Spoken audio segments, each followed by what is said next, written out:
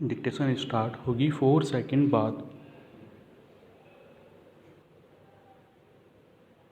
Start. जिस दौर में वक्त की मार से उदासी और संकट जीवन का हिस्सा बन गया दिखता हो, वैसे समय में हंसने हंसने की बात थोड़ी अटपटी लगती है।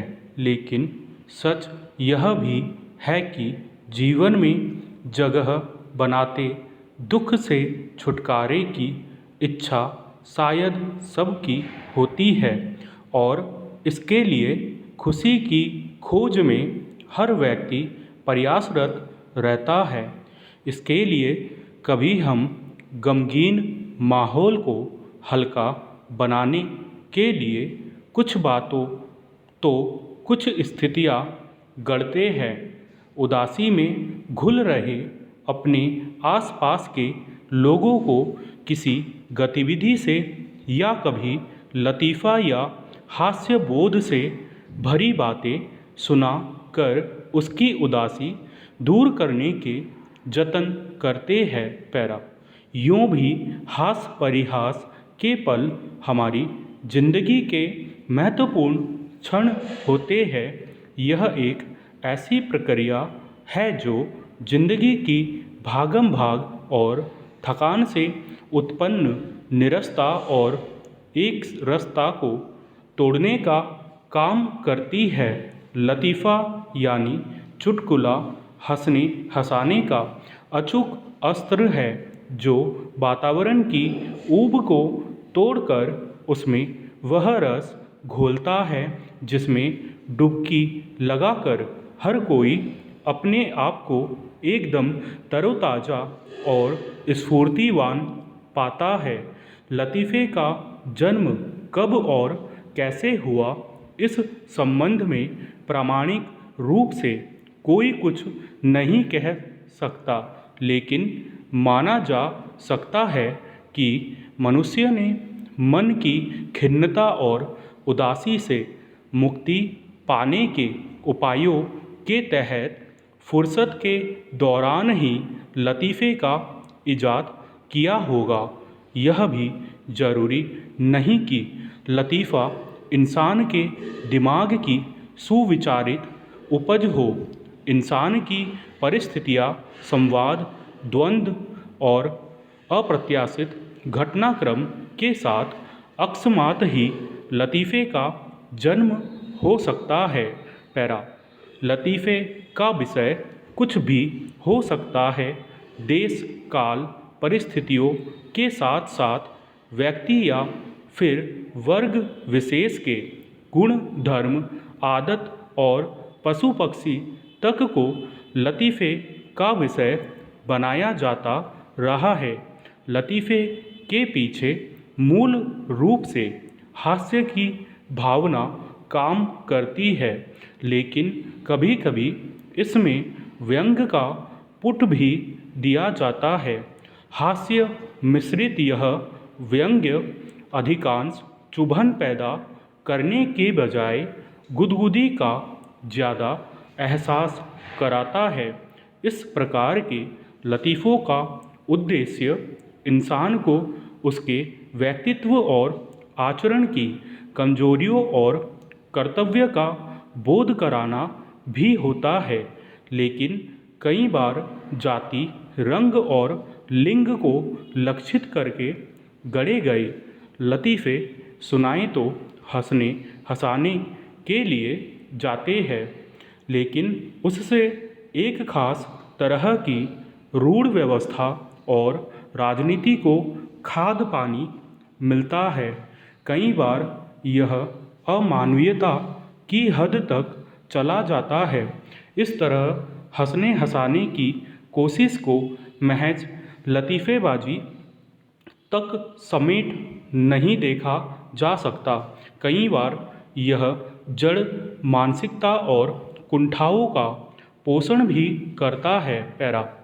हास परिहास के माध्यम का प्रयोग पहले मनुष्यों के बीच आपसी संवाद से ही होता था, लेकिन मुद्रण या छपाई व्यवस्था के जन्म लेने के बाद लतीफ़े को रेखा चित्र खींचकर सचित्र बयान करने की शैली भी विकसित हुई।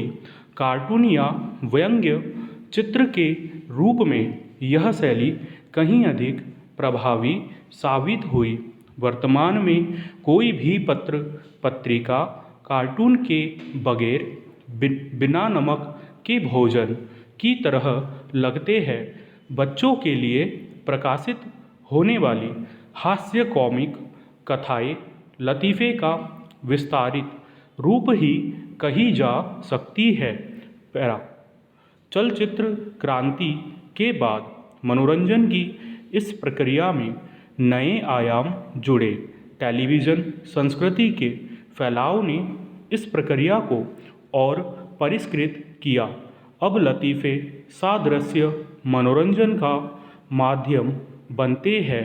वर्तमान में लगभग हर टीवी चैनल पर एक न एक कार्यक्रम पूरी तरह लतीफ़ों से जुड़े हास्य पर ही केंद्रित होता है, लेकिन टीवी चैनलों पर कई बार लतीफ़ेबाजी के नाम पर फूहड़ता हास्यबोध की गरिमा को नष्ट करके कुछ सामाजिक वर्गों को अपमानित करने का जरिया बन जाती है। पैरा दरअसल हर सिक्के के दो पहलू होते हैं। समय के साथ साथ चारों ओर बढ़ रहे सांस्कृतिक और वैचारिक प्रदूषण का प्रभाव लतीफ़े की दशा और दिशा पर भी पड़ा। मनोरंजन की यह स्वच्छ और स्वस्थ प्रक्रिया कसेली संस्कृति का शिकार हो गई, जहाँ कहीं भी पुरुष या युवक समूह के रूप में एकत्रित हुए, उनके बीच होने वाली हास्य विनोद की चर्चा का विषय आमतौर पर स्त्री या कभी कभी पुरुष देह को अनावृत करते अश्लील प्रसंग होने लगे। इन प्रसंगों में सुनाई जाने वाले लतीफ़े ज़्यादातर स्त्री पुरुष के यौन संबंधों, द्विअर्थी या अश्लील संवादों पर आधारित होते हैं। ये लोग इस तरह के लतीफ़ों को अपनी सांकेतिक भाषा में नॉन वेज कहते हैं।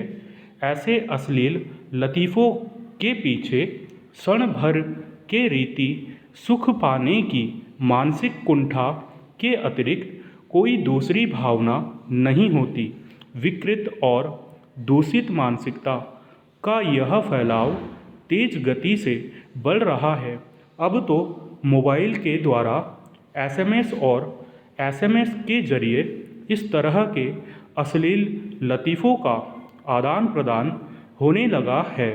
स्वस्थ मनोरंजन के इस माध्यम को क्षणिक मानसिक रति सुख पाने की कामना में विकृत और दूषित करने की इस प्रकार की कोशिश न केवल घृणास्पद है बल्कि चिंतनीय भी है। यह न केवल हास्यबोध और हंसने हंसाने की परिस्थितियों को विकृत करता है, बल्कि इससे जिस तरह की मानसिकता तैयार होती है वह व्यक्ति की गरिमा को गम करती है।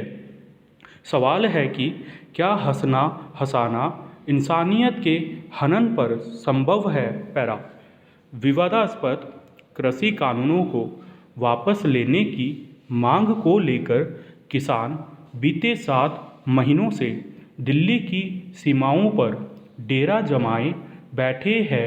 सरकार भी अपने रुख पर अडिग है।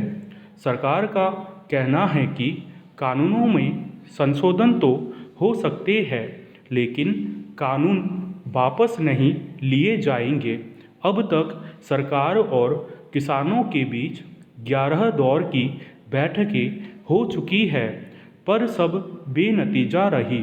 पैरा बात चाहे ब्रिटिश शासनकाल की हो या स्वतंत्र भारत की, आंदोलनों और सरकार का संबंध पुराना ही रही है।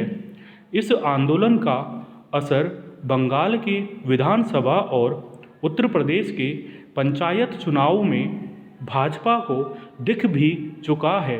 सरकार को अगले साल होने वाले उत्तर प्रदेश विधानसभा चुनावों को ध्यान में रखते हुए इसका हल जल्द से जल्द निकालना चाहिए, वरना विधानसभा चुनावों में इसका असर साफ दिखेगा।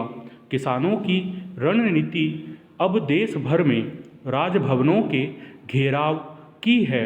सवाल है कि अगर इसी तरह का रवैया बना रहा, किसान धरने पर बने रहे और सरकार आंदोलन की उपेक्षा करती रही तो गतिरोध और बढ़ेगा।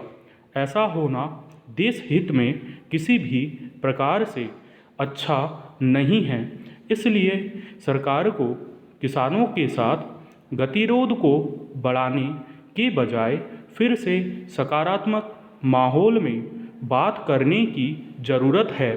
बिहार में राज्य स्तरीय सरकारी सेवा के लिए ऐसी कोई परीक्षा नहीं जिस पर उंगली नहीं उठी हो।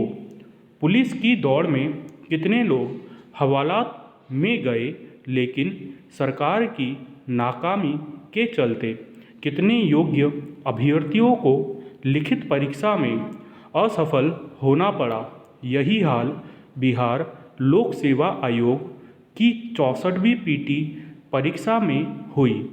एक प्रश्न गलत होने से 900 उम्मीदवार बाहर हो गए थे। ऐसे करीब 5-6 प्रश्न गलत थे। मामला पटना हाईकोर्ट तक पहुंचा भी, लेकिन नतीजे घोषित कर दिए गए।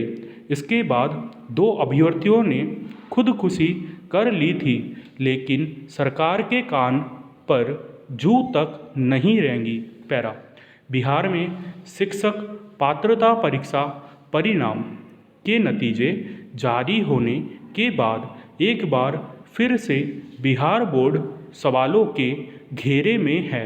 अभ्यर्थियों का आंदोलन अब भी जारी है।